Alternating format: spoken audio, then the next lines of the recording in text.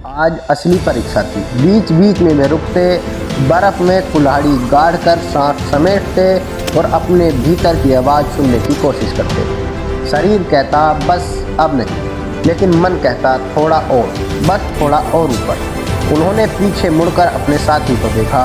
उसकी आंखों में वही चमक थी जो उन सभी लोगों की आंखों में होती है जो किसी असंभव को संभव बनाने के लिए प्रयत्न करते हैं। धीरे धीरे दिन ढलने लगा। उनके लिए दिन ढला, लेकिन कभी सवेरा नहीं हुआ। आदाब, हम बात कर रहे हैं हिमालय की अनसुलझी विजय यात्रा, एक क्रेडिबल फैक्ट्स के नॉलेजेबल फ्रेंड्स। जॉर्ज मैलोरी का नाम लेते ही हिमालय की जमी हुई खामोशी, तीखी ठंडी हवा और बादलों के बीच छिपी शिखर रेखा जैसे अचानक जीवित हो उठती। वह सिर्फ एक पर्वतारोही नहीं, बल्कि उस दौर का एक करिश्माई सपना था जो दुनिया की सबसे ऊंची चोटी से आंख मिलाने निकल पड़ा था।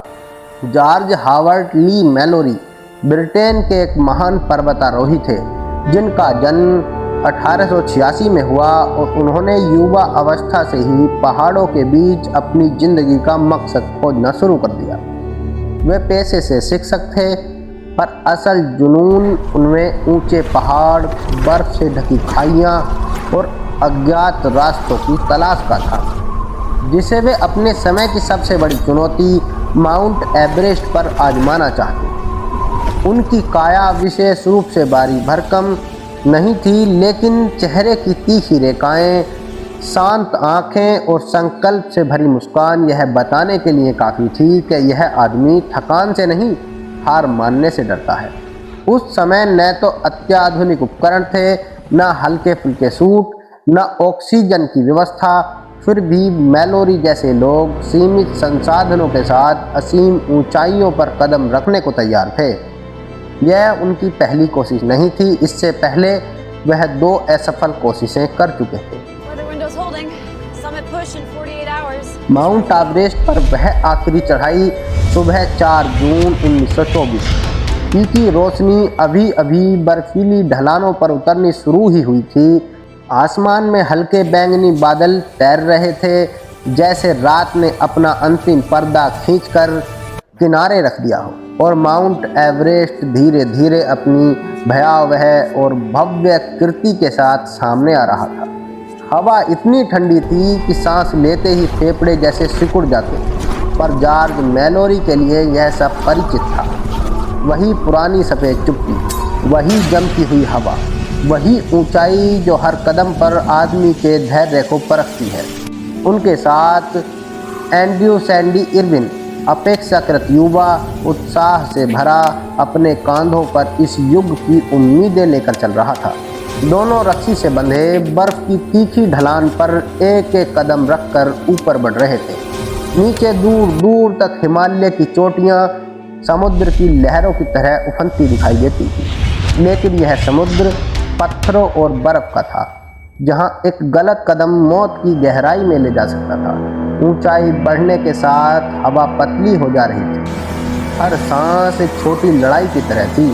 बर्फ पर चलते समय उनके बूटों के नीचे से आने वाली कर्कश आवाज़ उस मौन संसार में एकमात्र संगीत थी, और कभी कभी तेज हवा के झोंके उस संगीत को अचानक डरा देने वाले शोर में बदल देते। मैलोरी ऊपर की ओर देखते, शिखर अब भी बादलों की पतली परत के पीछे छिपा था, पर उन्हें लगता जैसे वह उन्हें बुला रहा है। उन्होंने वर्षों इसी क्षण का इंतजार किया था। कितनी बार नक्शों पर इस रास्ते को उंगलियों से नापा, कितनी बार सपनों में उस शिखर तक पहुंचकर वापस लौटे थे। आज असली परीक्षा थी। बीच बीच में वे रुकते, बर्फ में कुल्हाड़ी गाड़कर सांस समेटते और अपने भीतर की आवाज़ सुनने की कोशिश करते। जैसे शरीर कह रहा था बस अब नहीं, लेकिन मन कहता थोड़ा और, बस थोड़ा और ऊपर। मैलोरी ने पीछे मुड़कर इरविन को देखा। उसकी आंख में भी वही चमक थी जो संसार के लोगों की आंखों में, जो बहादुर होते हैं, उनकी आंखों में होती है। असंभव को संभव बनाने की चाहत। धीरे धीरे दिन ढलने लगा, सूरज तिरछा पड़ने लगा और उसके साथ बर्फ की सतह सुनहरी से नारंगी फिर लाल हो गई। दूर क्षितिज पर छायाएं लंबी होने लगी और ऊंचाई पर चढ़ते दो इंसानों की आकृतियां इस विराट सफ़ेद साम्राज्य में रुई के दो छोटे कतरों भर लग रही थीं।